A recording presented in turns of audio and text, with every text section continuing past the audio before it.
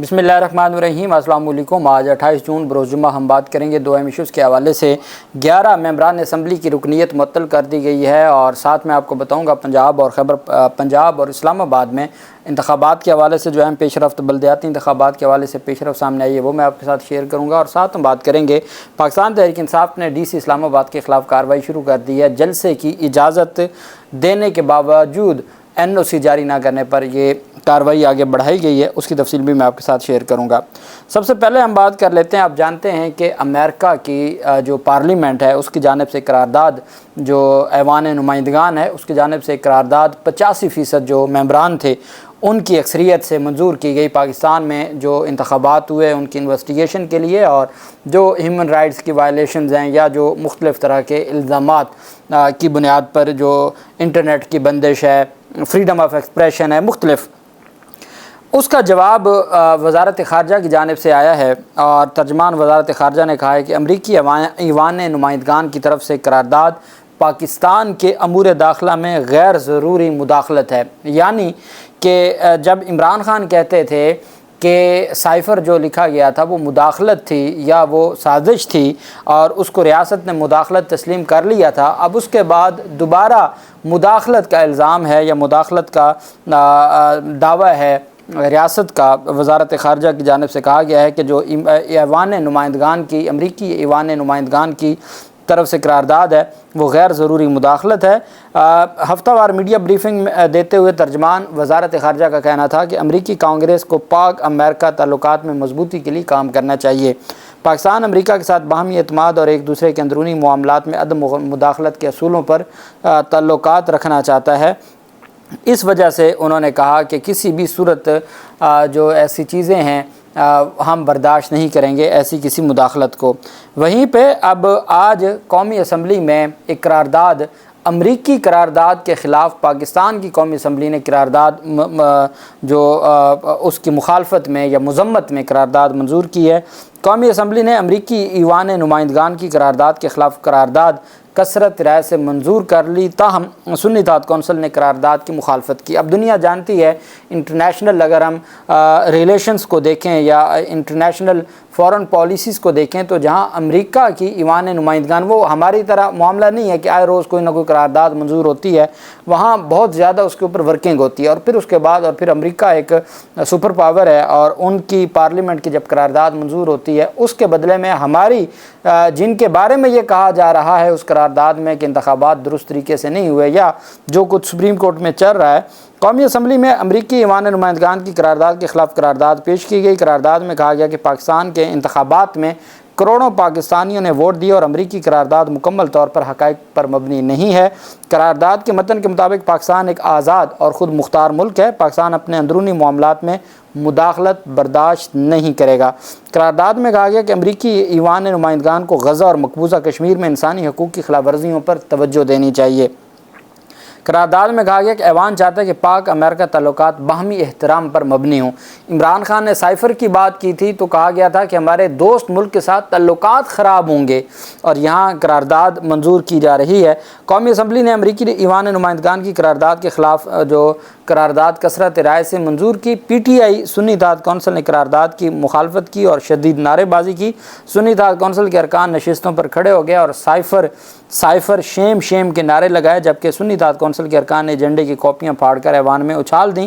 اور اس سے پہلے خواجہ آصف نے اظہار خیال کرتے ہوئے کہا تھا کہ میں نے کہا افغانستان سے دہشت گردی ہوئی تو جواب دیں گے، عوام اور ملک کی حفاظت کے لیے ہمیں حق ہے کہ اس کا جواب دیں، اور اس وجہ سے یہ جو قرارداد ہے ہم اس کے مقابلے میں اپنی قرارداد لے آئے ہیں۔ یہ دنیا کو جو میسج دیا گیا ہے۔ پاکستان تحریک انصاف کے صدر عامر مسعود مغل نے DC اسلام آباد کو لیگل نوٹس بھیج دیا ہے۔ DC نے 26 جون کو ہائی کورٹ کے حکم پر میرے ساتھ بیٹھ کر جلسے کی جگہ اور تاریخ طے کی تھی۔ 6 جولائی ہفتہ کی شام ترنول چوک میں پشاور روڈ پر جلسہ پر میرا اور DC اسلام آباد کا اتفاق ہوا تھا۔ آج تیسرا دن ہے، ابھی تک DC نے NOC جاری نہیں کیا۔ مجھے DC اسلام آباد کی نیت خراب لگتی ہے۔ DC اسلام آباد توہین عدالت کرتے ہوئے جلسے کا NOC جاری نہیں کر رہا۔ عامر مغل نے کہا کہ DC اسلام آباد PTI دشمن ناجائز PDM حکومت کے ہاتھوں میں کھیل رہا ہے۔ ناجائز حکومت عمران خان اور تحریک انصاف کی سیاسی قوت سے خوف زدہ ہے۔ ڈی سی کے خلاف توہین عدالت کی درخواست لے کر ہم دوبارہ ہائی کورٹ جا رہے ہیں۔ اسلام آباد کی عوام کی طرف سے 8 فروری کو تینوں سیٹوں پر عمران خان کے نمائندوں کو تاریخی فتح دلوانے کے بعد سے ناجائز حکومت اسلام آباد کی عوام سے خوف زدہ ہے۔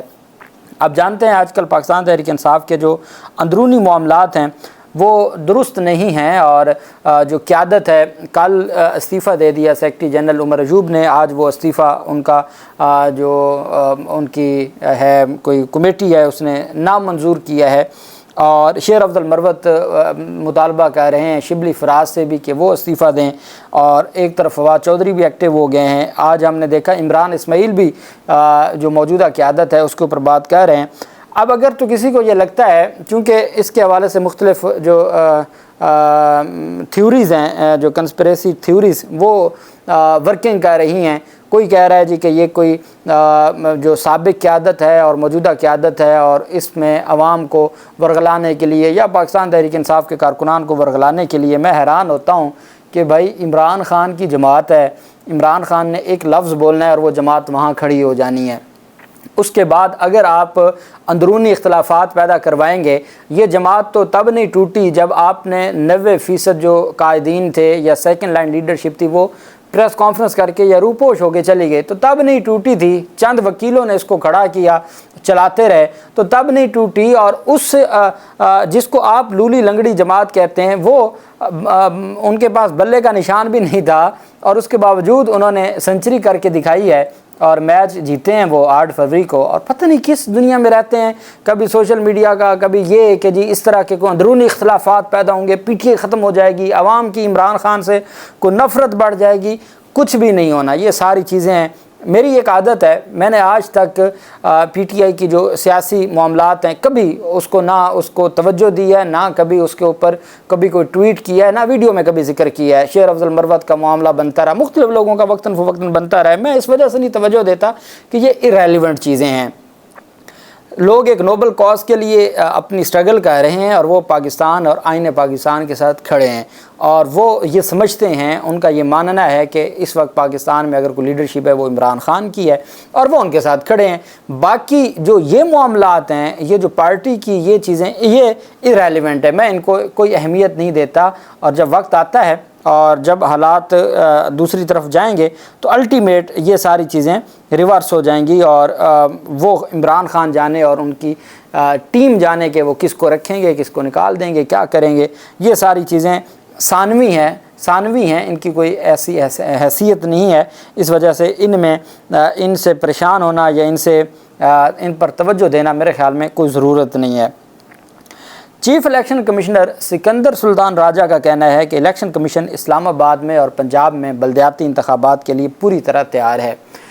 بیسیکلی جسٹس ارباب محمد طاہر صاحب، جسٹس محسن اختر کیانی صاحب اس معاملے کے اوپر پہلے ہی ایکشن لے چکے ہیں، اور جولائی کے دوسرے ہفتے تک مہلت دی ہوئی تھی کہ آپ اسلام آباد میں بلدیاتی انتخابات کروائیں۔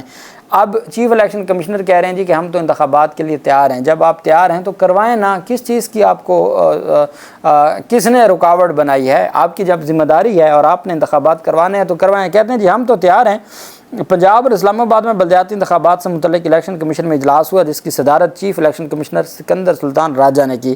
اس موقع پر چیف الیکشن کمشنر کا کہنا تھا کہ پنجاب اور اسلام آباد میں بلدیاتی انتخابات ہماری آئینی اور قانونی ذمہ داری ہے، اور انہوں نے کہا ملک کے 3 صوبوں میں بلدیاتی انتخابات ہو چکے ہیں۔ پنجاب اور اسلام آباد میں قانونی پیچیدگیوں سے بلدیاتی انتخابات التوا کا شکار ہیں۔ وہ قانونی پیچیدگیاں کون سی ہیں؟ پرویز الہی کے دور میں قانون سازی ہوئی کہ پنجاب میں جو بلدیاتی انتخابات ہوں گے وہ بائیو میٹرک کے ذریعے ہوں گے۔ آپ نے سنا ہوگا انتخابات کے بعد برازیل بھی گئے تھے چیف الیکشن کمشنر اور ان کی ٹیم، اور پنجاب نے اس وقت کہا تھا کہ ہم جو بھی اس کے اوپر ایکسپینسز ہیں وہ بھی ہم کرنے کو تیار ہیں، لیکن اب چونکہ اس میں دھاندلی کا کوئی اب آپ بھارت کو دیکھ لیں، اتنا بڑا الیکشن ہوا ہے اور وہاں کوئی دھاندلی کے اس طرح الزامات نہیں ہوتے جو ہمارے ہاں اندھیر نگری ہوتی ہے۔ تو وہ اس طرف نہیں آنا چاہتے، اور اس وجہ سے وہ کہتے ہیں جی کہ جب تک یہ قوانین موجود ہیں ہم کسی صورت بھی انتخابات نہیں کروا سکتے۔ سکندر سلطان راجہ کا اور سپریم کورٹ کے احکامات ہیں، قاضی فاضل صاحب کی ججمنٹ تھی کہ بلدیاتی انتخابات کروائیں، آج تک نہیں عمل درآمد ہوا۔ سکندر سلطان راجہ کا کہنا تھا کہ الیکشن کمیشن اسلام آباد اور پنجاب میں بلدیاتی انتخابات کروانے کے لیے پوری طرح تیار ہے۔ چیف الیکشن کمشنر نے کہا کہ پنجاب میں حلقہ بندیوں کا کام پہلے ہی مکمل کیا جا چکا ہے، اسلام آباد میں یونین کونسلز اور وارڈز کی حد بندی کا کام 23 جولائی تک مکمل ہوگا۔ انہوں نے یہ بھی کہا کہ پنجاب اور اسلام آباد میں بلدیاتی انتخابات کے لیے تمام آئینی و قانونی تقاضوں کو جلد پورا کیا جائے گا۔ اسلام آباد میں آپ کیا کرتے ہیں، پہلے حلقہ بندیاں ہوتی ہیں، پیسے تو بھلے وہ ان کا وکیل سپریم کورٹ میں کھڑا وہ بھی ایک غریب کے ٹیکس کے پیسے اس میں انوالو ہیں، میرے آپ کے پیسے انوالو ہیں، اور وہ کروڑوں روپے دے کے وکلا کی فیسیں دی جاتی ہیں۔ اب یہ جو حلقہ بندیاں ہو رہی ہیں، اسلام آباد میں کرتے کیا ہیں کہ جی جب حلقہ بندیاں کمپلیٹ ہو جاتی ہیں ایک یونین کونسل بڑھا دیتے ہیں، پہلے والی یونین کونسل کو 2 حصوں میں کاٹ کے ایک اور بڑھا دیتے ہیں، اچھا نئی یونین کونسل آ گئی، نئی حلقہ بندیاں، اور یہ سلسلہ جاری ہے 2 سال سے۔ اب کہتے ہیں جی کہ نئی حلقہ بندیاں اور وارڈز کی حد بندی 23 جولائی تک مکمل ہوگا۔ انہوں نے کہا کہ پنجاب اور اسلام آباد میں بلدیاتی انتخابات کے لیے تمام آئینی اور قانونی تقاضوں کو جلد پورا کیا جائے گا۔